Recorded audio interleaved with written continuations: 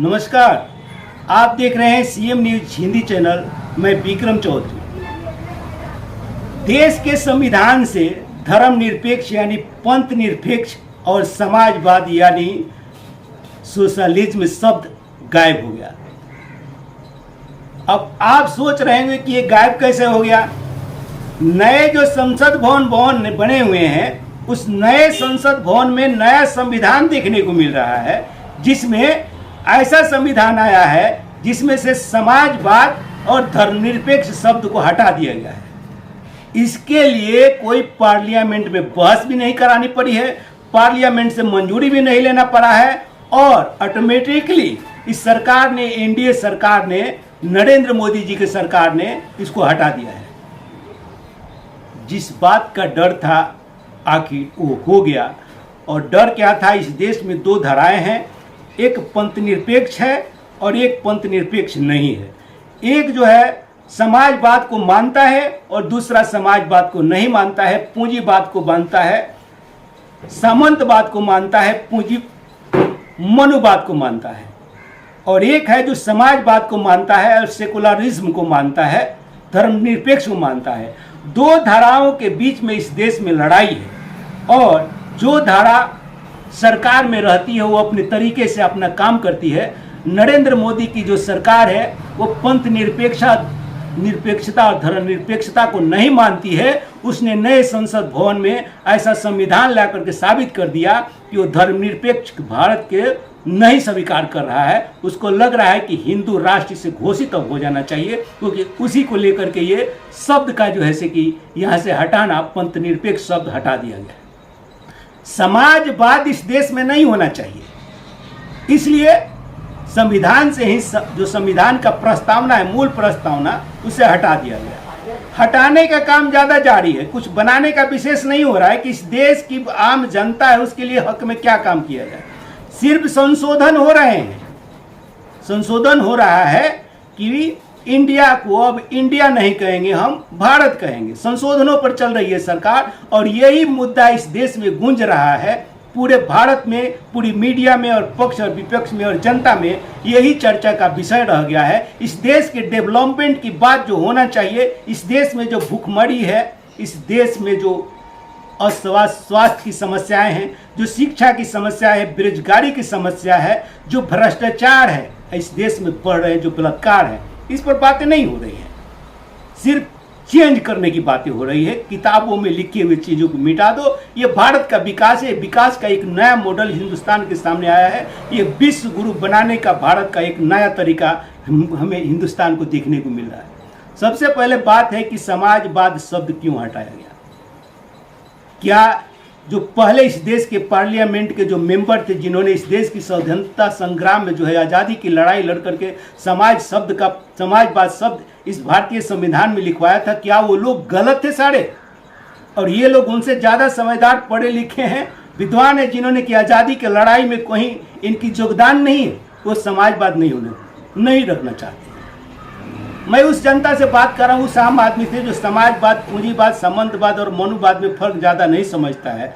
समाजवाद का मतलब थोड़ा सा मैं उस व्यक्ति के लिए बोल रहा हूँ जो इस देश की भोली भाली जनता है, समाजवाद और पूंजीवाद के अर्थ को नहीं समझती है। इसलिए परिभाषा के रूप में उदाहरण देते हुए मैं बता रहा हूँ कि समाजवाद क्या है, उसकी परिभाषा है। समाजवाद जो अर्थशास्त्र का नियम कहता है, वो कहता है कि उत्पादन का जब अर्थ इस देश की जनता की जरूरतों को पूरा करने के लिए किया जाता है, उत्पादन का मुख्य अर्थ जब इस देश की जनता की आवश्यकता की पूर्ति के लिए किया जाता है, तो उसे कहते हैं समाजवाद। और जब उत्पादन का लक्ष्य और उद्देश्य पूंजी कमाना और प्रॉफिट कमाना होता है, तो उसे कहते हैं पूंजीवाद। जैसे अब उदाहरण देकर मैं आपको बताता हूँ इस जनता को, जो जनता समाजवाद और पूंजीवाद में फर्क को नहीं समझती है। माफ़ कीजिएगा, पढ़े लिखे लोग ये नहीं समझेंगे कि मैं आपको पढ़ा रहा हूँ पत्रकार होकर के, मेरी ऐसी मानसा नहीं है। लेकिन समाजवाद और पूंजीवाद में फर्क उस भोली भाली इस देश की जनता को बताना जरूरी है कि समाजवाद में और पूंजीवाद में फर्क क्या है। समाजवाद की जो व्यवस्था है, आपको जो फ्री में हॉस्पिटल में इलाज होता है, फ्री में आपको डॉक्टर मिलता है, फ्री में आपको मेडिसिन मिलता है, ये समाजवाद का देन है। और जब जाकर वहीं से हट करके जब प्राइवेट में जब आप जाकर इलाज कराते हैं, आपको फीस पेड करना पड़ता है डॉक्टर को, जब फीस पेड करना पड़ता है ऑपरेशन का, जब फीस पेड करना पड़ता है दवाई का, तो ये पूंजीवाद है। चाहे आप खेत बेच करके क्यों नहीं दो डॉक्टरों को, यही पूंजीवाद का लक्षण है। जब आपके बच्चे निःशुल्क स्कूल में पढ़ते हैं, मास्टर फ्री का मिलता है, किताब फ्री का मिलता है, और भोजन और वस्त्र और स्कॉलरशिप मिलता है, ये समाजवाद है। इस समाज को बात को समझना पड़ेगा।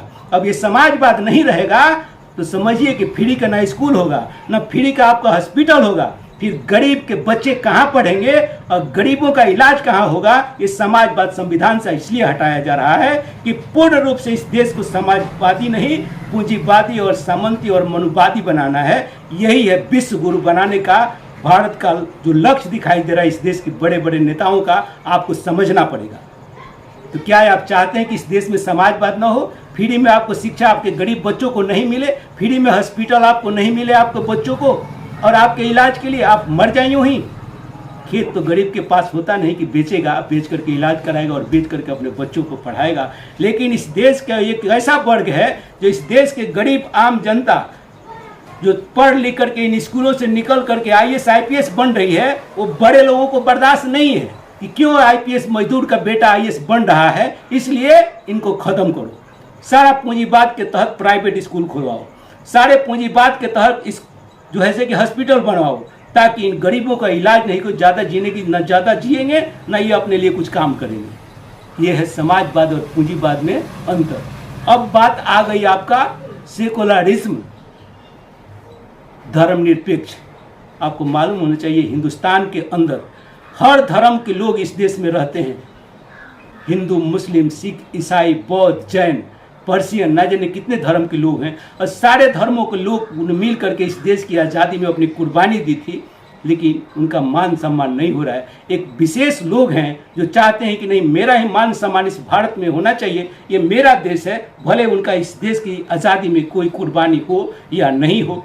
तो ये दो तरह की जो इस देश में व्यवस्था है, एक समाजवाद का विरोधी, एक समाजवाद का समर्थक, एक पंथ निरपेक्ष भारत का समर्थक, दूसरा पंथ निरपेक्ष भारत का विरोधी।